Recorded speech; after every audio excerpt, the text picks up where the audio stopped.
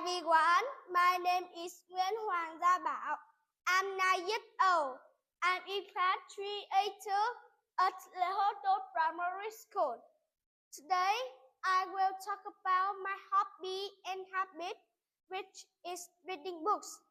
I usually spend from 15 to 20 minutes reading books in my free time and after finishing all my homework.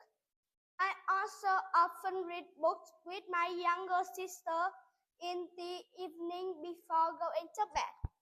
I love English books and science books. Reading English stories helped me learn more about this interesting language. And science books helped me discover about the earth, about life, and even strange phenomena in the world. Reading books makes me smarter and more knowledgeable.